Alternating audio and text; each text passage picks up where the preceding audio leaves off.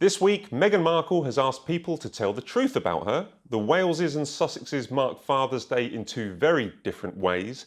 And get your glad rags on, as we are blessed with not one, but three huge royal family calendar events. I'm The Sun's royal editor, Matt Wilkinson, and with me to discuss all that and much more is royal author and broadcaster Hugo Vickers and news commentator Samara Gill.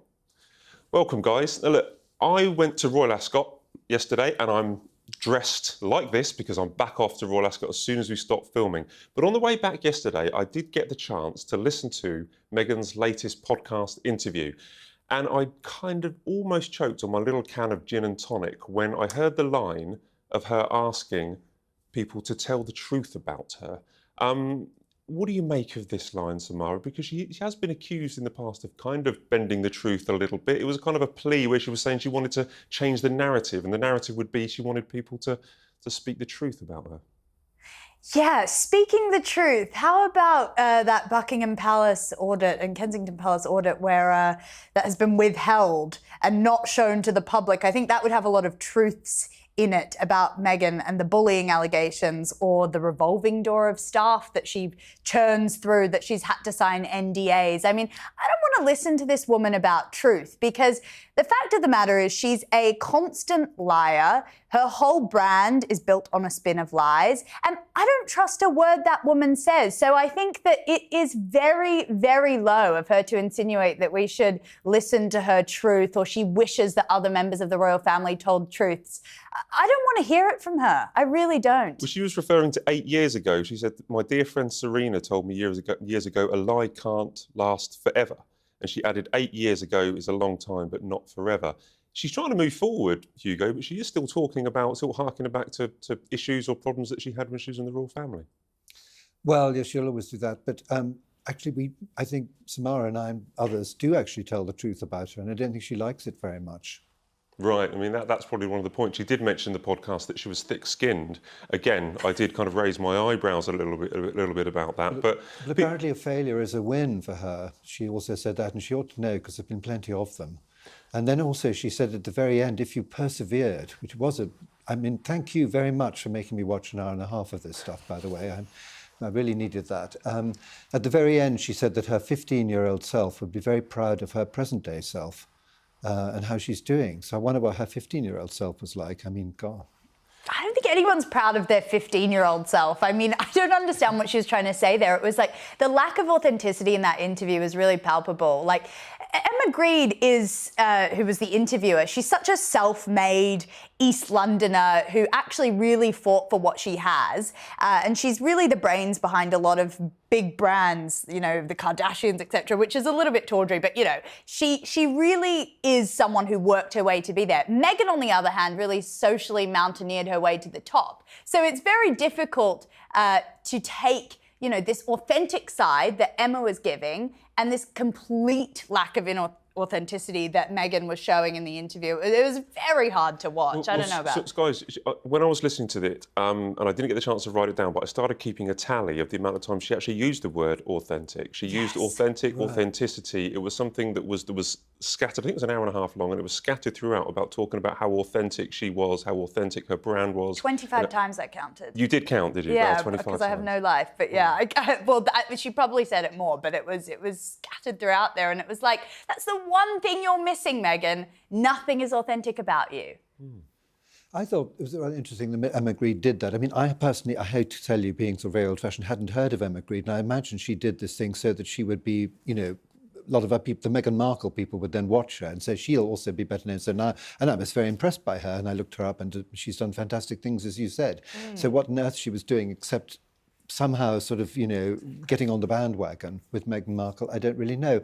It inspired a thought to me, you know, as I was listening to this. I thought, you know, why don't I come here today and tell you about my toothbrushing experience, you know, how I respect the toothbrush and how I throw energy into the brushing process, and how when I squeeze the tube, I'm connecting with life and sort of feeling that, getting the goodness coming out of it. That was what I ended up thinking at the end of this. In other words, what I'm saying, it was all psychobabble. Well, interesting.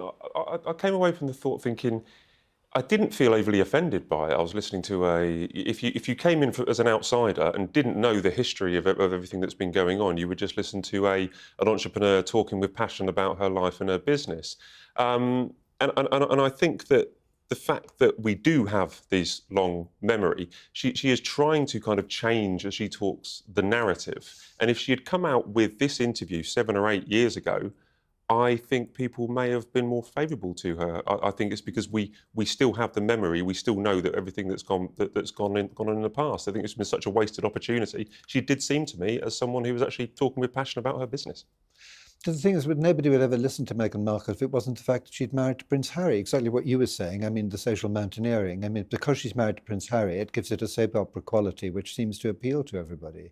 Otherwise, no one would care about her. I mean, a lot of other people doing the sort of things that she does. I mean, sprinkling petals over salads and stuff. Well, I guess the newsline that came out of it was that the podcast is no longer. She's not going to do that anymore. So she said, I can only spread my jam so thin, which is some sort of, again, PR sort of line that she's probably been fed by a publicist. But she said that she doesn't want to do the podcast anymore because she wants to focus on her business. I mean, yet another business failure on a podcast that's about business. I mean, she really hasn't had a proper business for a year, so it was sort of weird to see her as a big juxtaposition of her sitting alongside this behemoth businesswoman who's self-made, and then her, as you said, who's just there because of who she married. Well, she spoke about business as well, didn't she? She said that she's talking about she always wanted to do it when she was a child. She always had like some kind of stall or would go to farmers markets and talked about her grandfather and her mother running businesses. But she talked about that people would have thought that maybe she would have moved into fashion or beauty or maybe acting.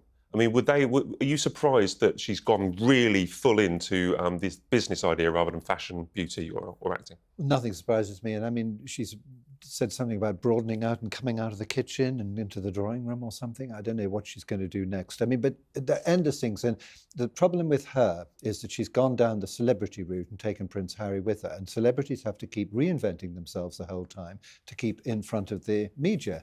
And I predict that at some point the world will actually get bored with Meghan Markle because she's not going to come out with anything new, because eventually she'll run out of new things to come out with. And then the world can get on with more interesting things. That's what I think. Well, another aspect that I remember was that she said that having her social media, having her Instagram, really gives her ability to share her voice. I'm just going to pick up on that because we've heard a lot from her this year. I started writing down, we had a People interview way back in January. We had the interview with Jamie Kern-Lima. We had this one. We've had the podcast. We've had the With Love Meghan show. I mean, she has a loud voice, doesn't she?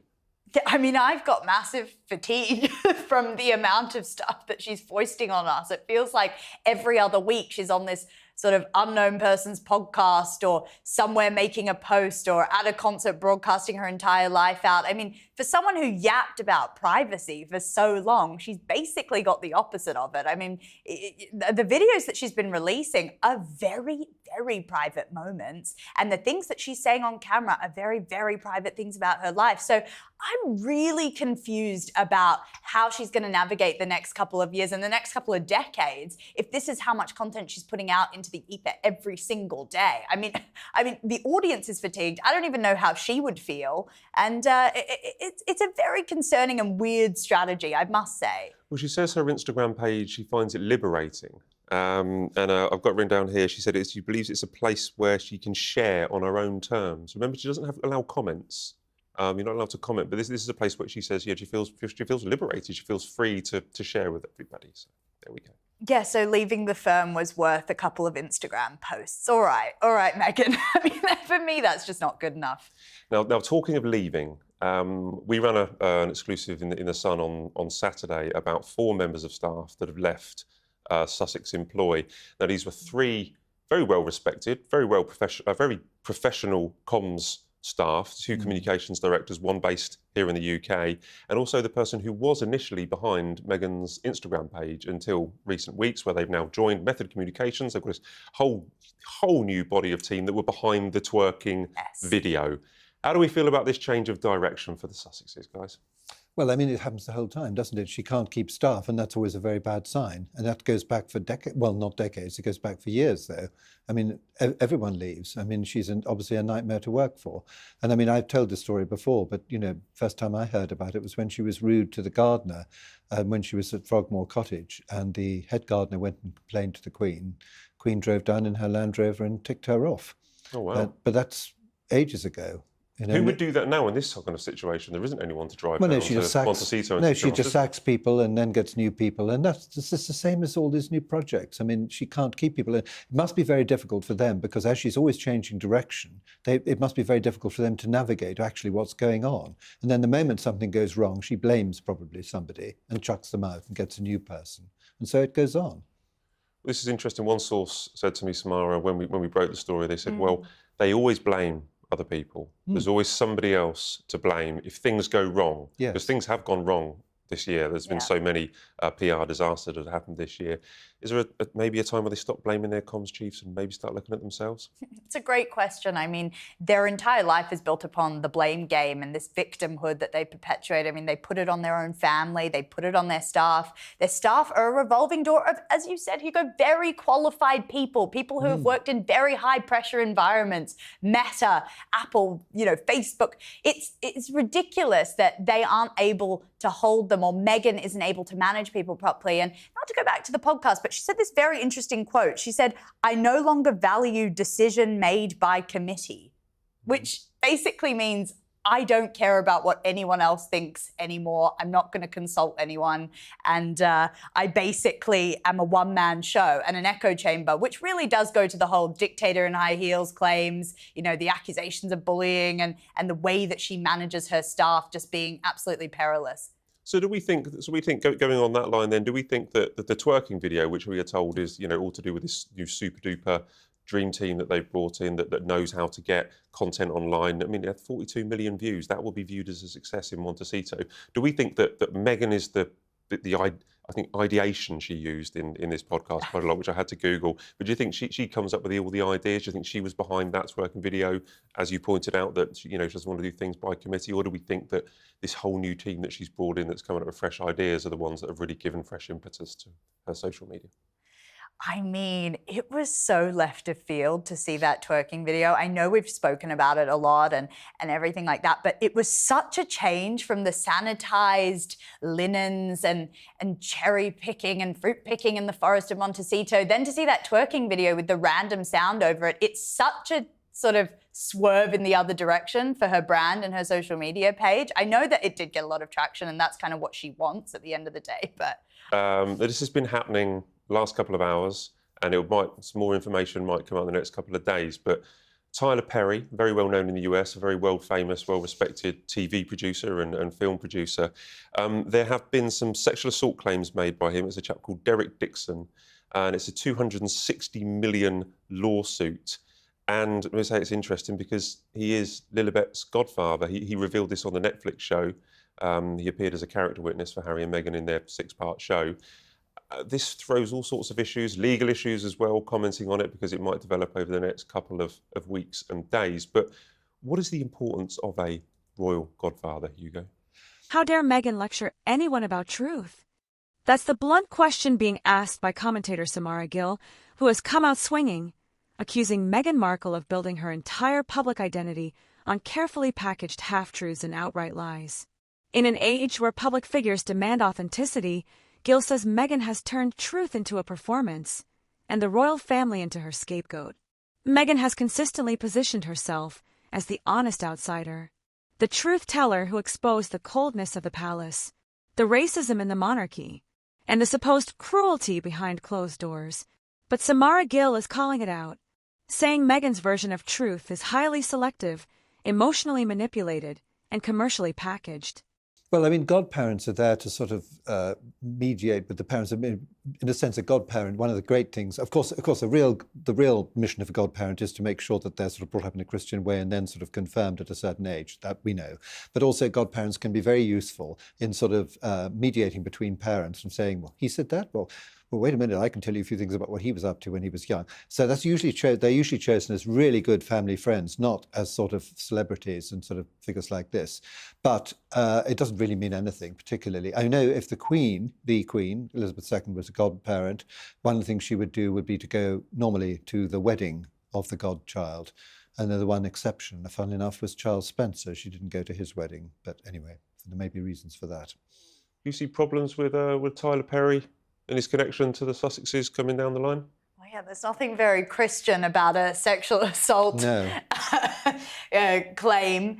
And I think that it's just one other damaging thing to add to their now war chest of things that have been a problem for them. And, you know, they loved using Tyler Perry's resources. They loved using his house. They loved using his plane for the freedom flight that they speak about. I'm sure that victim didn't have much freedom in his situation. We'll find out. Obviously, it's all accusations at the moment. But I just think that it shows the type of people that Meghan likes to surround herself with. And I think it is damaging to their brand yet again, because he was meant to be their closest friend. And as you said, someone who, you know, stood up for them while they were leaving the royal family and on this whole champion trip abroad. So I just think that it's really, really not a good look for them.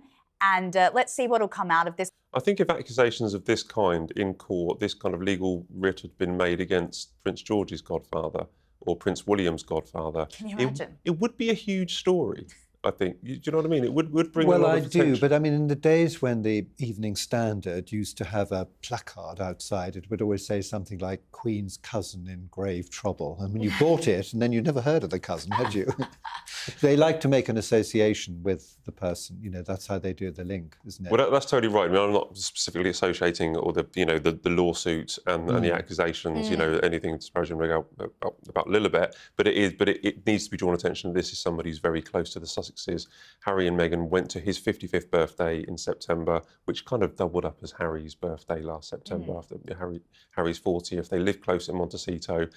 And they're very close to the Sussexes, so we'll have to see how it pans out. Watch how quickly they drop him, seriously. I mean, just watch how quickly they go, oh, sorry, toxic brand, going to step away from you, even though they're the ones who are really toxic. So I just think it's going to be another person who's just thrown to the side for them. Okay.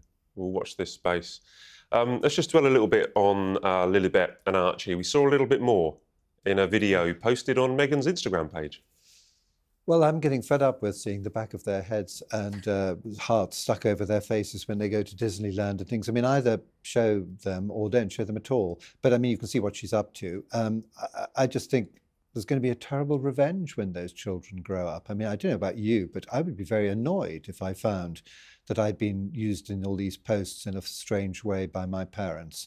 And equally, they're also going to grow up at one point and discover that they never knew their grandparent, their grandfathers. I mean, Mr. Markle, I personally think of course, he's a broken man, but he's a rather sweet man, actually, and he did a lot for that girl when she was growing up. Don't you think? Everything I spoke to him a couple of days ago, actually, and he's just absolutely still distraught about the fact that he still doesn't have contact with Meghan. And then, of course, they will also wake up to realise that they could have been, the cousin to Prince George, the future king, and they could have been over here having a nice time, and with the other children, their cousins, they aren't going to know them.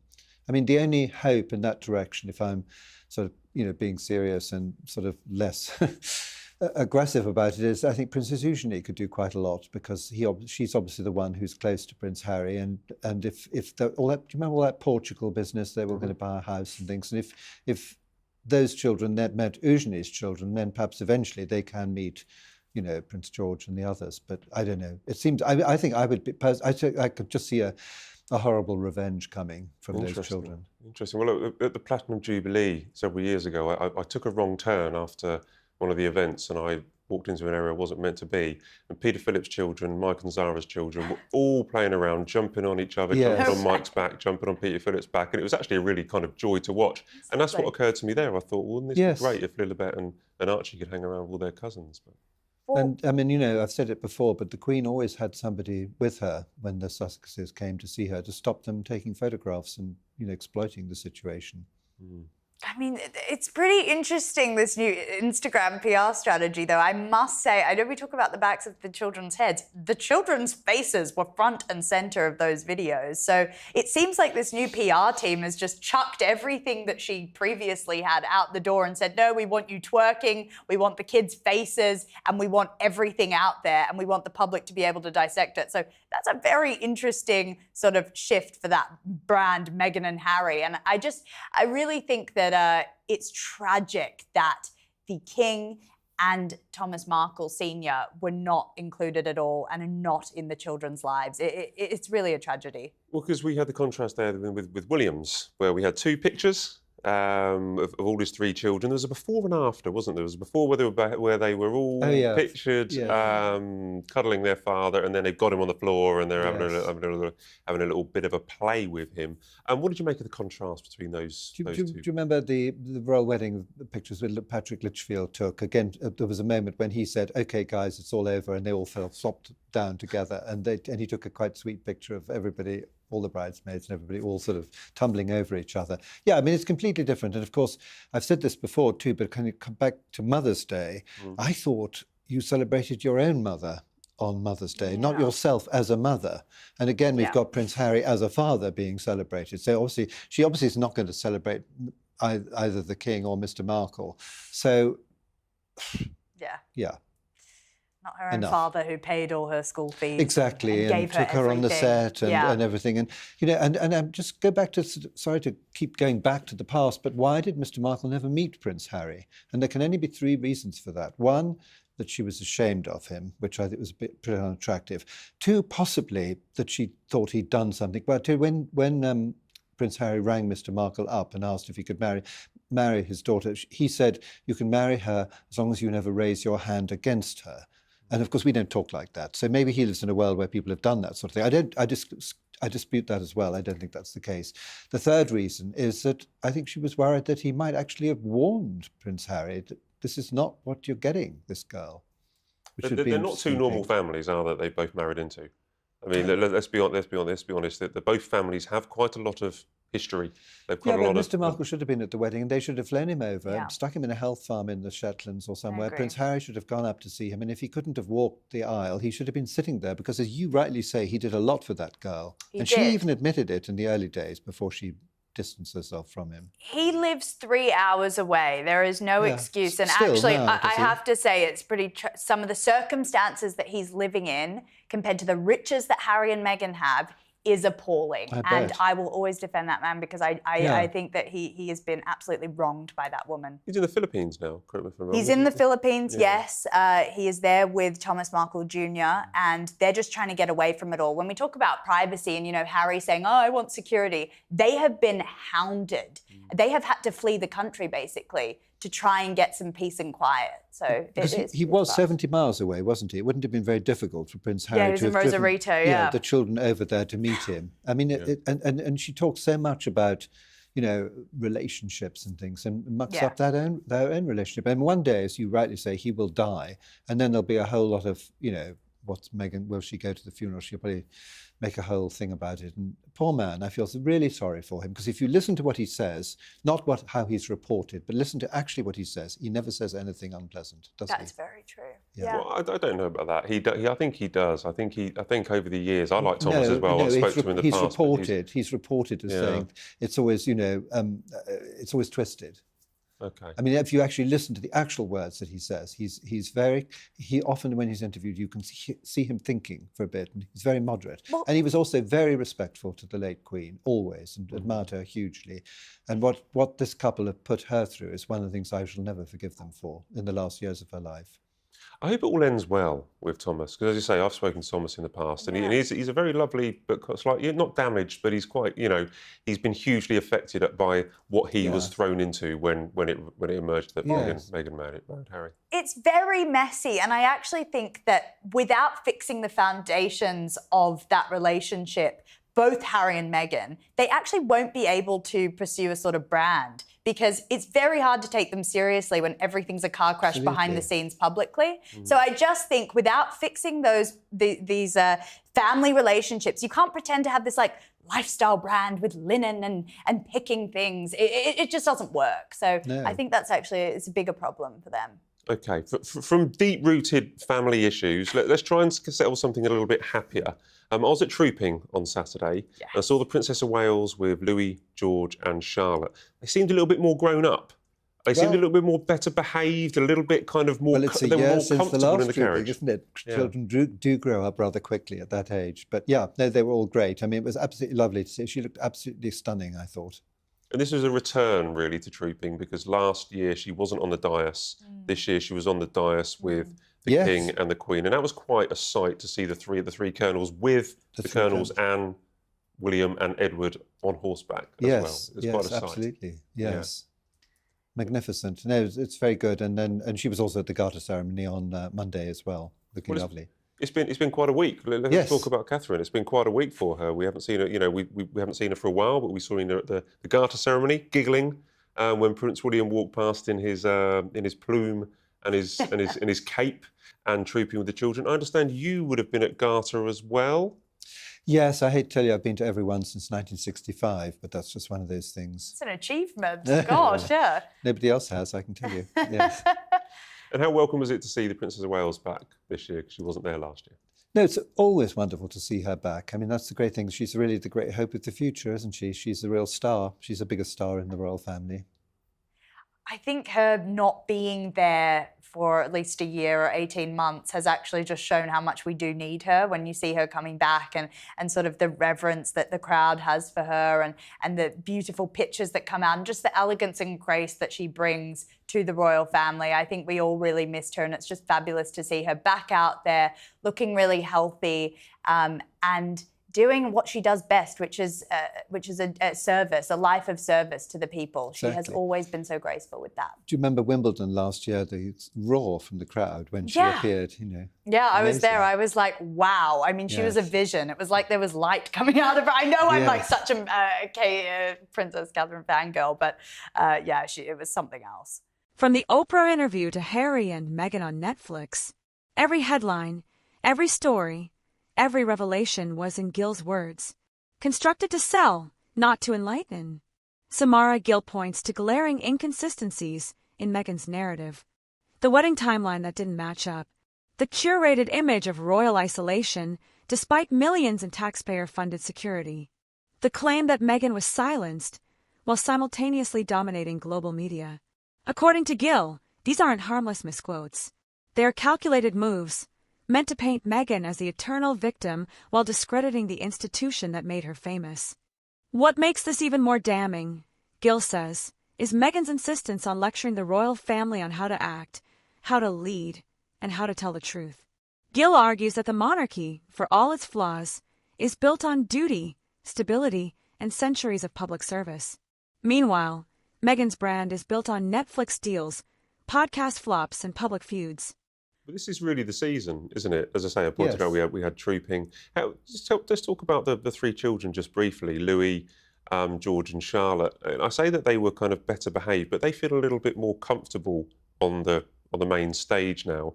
And they seem to be reacting better. We seem to be watching them grow up. And it's the only real time of the year, apart from Christmas Day, where we get to see the young children interacting. So we get to see them talking to each other, George almost disciplining Louis and Charlotte kind of rolling her eyes. What do you think about being able to watch the three children kind of interact publicly?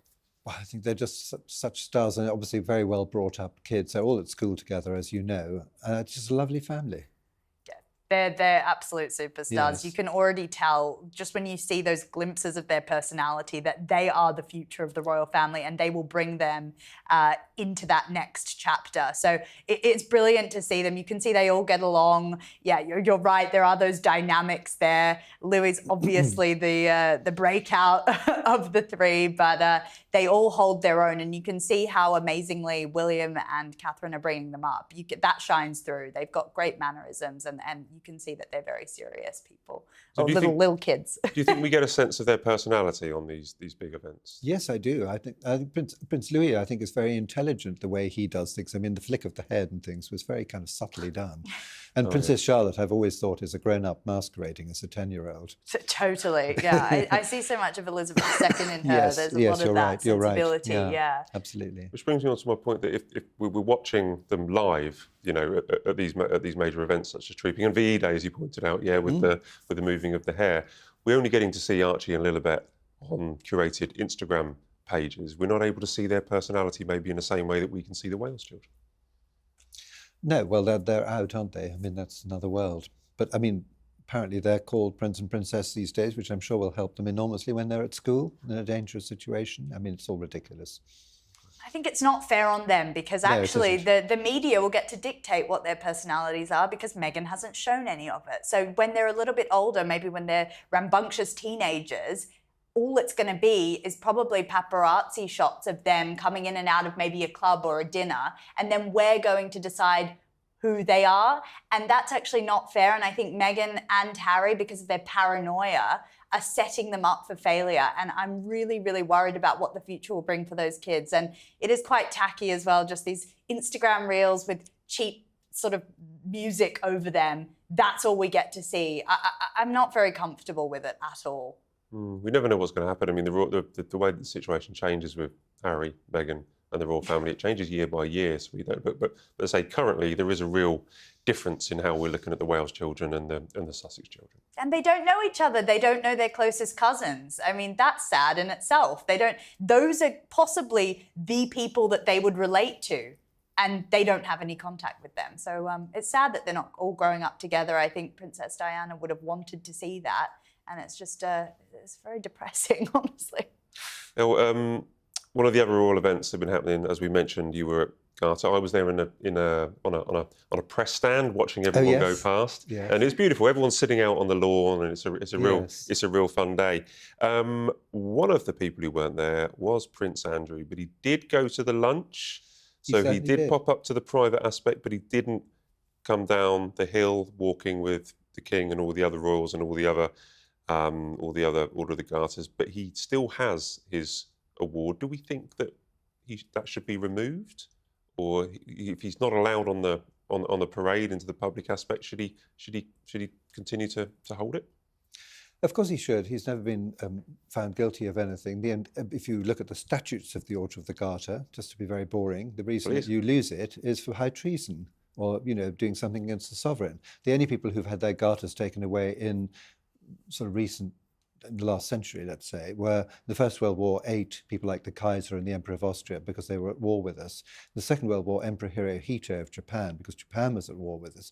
And his garter was later restored in 1971 when he came on a state visit, because obviously if you invite somebody on a state visit, you don't insult them. I mean, you say that he was slipped back into the order, and subsequent to emperors of Japan are presently in the order.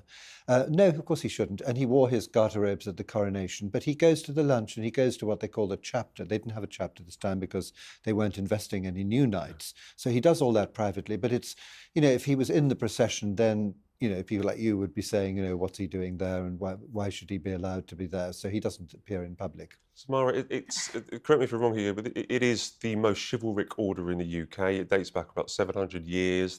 It's kind of built on the idea of the knights and the round table. I mean, should Prince Andrew be a member of this order? I mean, what he's given the sovereign is a bunch of big headaches. I mean, he's really caused the royal family a lot of problems, and he is a non-working royal. So I actually do think he should be retired from these type of events. I think that he should probably just exist in the shadows a bit. I mean, I do agree with you, Hugo, that he hasn't. And he has been retired from. And actually, if you think about it, it's very. You always going to tell trouble if you say anything nice about Prince Andrew, but I mean, when he was asked to step down, he quietly stepped down. I mean, he doesn't come out on these occasions. I think that he hasn't. The royal family needs very good PR at the moment. He's not very good PR, and it's pretty much as simple as that in my mind. He needs to step out, and he kind of has, but he's still showing up for the food at the events. So he's kind of like, he's kind of like the uncle you can't get rid of at this point. No, I'm a bit like, come on now, stay home. I think what they've done is actually and the king obviously eventually will have to look after him because he's his brother. And actually what he does is he includes him in private events, family events and all those sort of things, but not in state ceremonies. So he doesn't, he lost his position as Colonel of Grenadier Guards, and so he doesn't take part in the Trooping the Colour. He doesn't even go to the Trooping the Colour. He stays at home on all these occasions. And I think that's right. And then there was this sort of whole thing like, should he go to Christmas Day service with his family or Easter Day service? Well, he'd be criticised if he didn't go to church. I mean, maybe it's good for him to go to church. What does it matter? Because we will be asking this question, or people will be asking this question every year. Yeah. And I don't think he will lose his membership of the order. No, he I don't think won't. it's a huge decision to make, and I don't think it will happen. But people will, look every year and think, well, because we saw him going towards and having getting the car to the chapel and not being seen in public, but having the lunch. People will ask the question every year, and if they were to move and get rid of him, then it would just kick everything up again. So let's just leave it. Just let it lie. I agree. The Duke of Windsor, for example, after he'd abdicated, he kept his garter, his banner hung in the chapel until the day he died. He had a new banner, actually, specifically as Duke of Windsor. Okay. You mentioned about headaches earlier. There'll be a few headaches at Royal Ascot. I say the reason I'm dressed like this because I will be going again. It today. wasn't the gin and tonics. It wasn't the gin and tonics yet. But the King's got a few horses. He's going every single day. It's a very important thing in his calendar now. The late Queen used to love going to Ascot, but the King sees it as a good social event, a good networking event, and he likes to be seen. What do you think about him at Royal Ascot, Hugo? Yeah, well, I was there yesterday, and he was obviously there in the carriage with various other people, and I put some money on Reaching High, but which was lovely to see riding in the same colours as the Queen's, but Reaching High didn't reach high enough, I'm afraid. It was about halfway down the field, so I lost my £10 then, I'm afraid. I lost my money. 9th Reaching High came. Yeah, I lost my money. Yeah, but he's got plenty of other runners that they'll be celebrating. Well, I think he really suddenly took to it, in a kind of way, and particularly Queen Camilla, she's very into, they've got a horse, that horse is jointly owned, Reaching High, and was out of Estimate, which was bred by the Queen, so that was rather exciting. So out of loyalty, I put some money on it, but it didn't matter. I think he's honouring his mother's legacy in a way, because that was obviously, he once called racing a dusty old sport that his mum, was obsessed with. And now he's really embracing it. And I think that's because he kind of wants to be close to her legacy. And he's such a workaholic. I mean, it's a real testament to how stoic he is. Okay. Right, thanks, guys. I'd say it's going to be loads of good pictures. Hopefully they get a winner, and there'll be lots of celebrations at Royal Ascot for the King, Queen and all the other royals that turn up. We've just got time for our quick-fire questions, okay? So if you're all ready. If you could name a horse for the King and Queen to run at Ascot, what would you call it? Perseverance. Perseverance. You're going to hate this. Go on. The Other Woman. Wow. Do I have to come Explain. up with it? Is there any explaining to do? King and Queen own a horse. It's nice for them, but that's their story. But also, it's an iconic love story that I back up. I love them together, and I think they just get better and better year on year. So, maybe a little cheeky twist. You know how horses have those names. The Right Woman. The Right Woman. Yeah, that's probably better. The Right Woman. Yeah. Yeah. Are we digging a big hole for ourselves here, Hugo? The one. I didn't think it was going to be such an incendiary question. What industry should Meghan pick and stick to? Silence. I mean, That's not going to pay the bills, though, Hugo, unfortunately, is it? Well, I bet you that the bills are quite high, actually, as well. Whenever you see, him arriving at an airport, there seem to be a couple of Range Rovers, a lot of people running around. That must be expensive, and the security and all those things that he pays for. Yeah, I don't know what she should do. But I wish she would keep quiet. That's the main thing. And I wish we could keep quiet talking about her, but I suppose we won't. Samara? Mountain climbing, like I mentioned earlier, that would be quite a good sport for her to take up, quite maybe a good career. And probably like a pyramid healthcare scheme. I can see her running that. Okay. Like powders online of sort of matcha powders and different health things. I guess it's not too different from what she's doing now. Okay. All right. But so you'd have her going on sort of ballooning expeditions and safaris with wild animals around the place and sort of... That'd be Harry, I reckon. That's what he would love I think to I do. see where this is going. I know. This is going the same way as the horse names. I think we need to draw a line underneath it now. Right. So if you had to work for the Sussexes, what job would you apply for?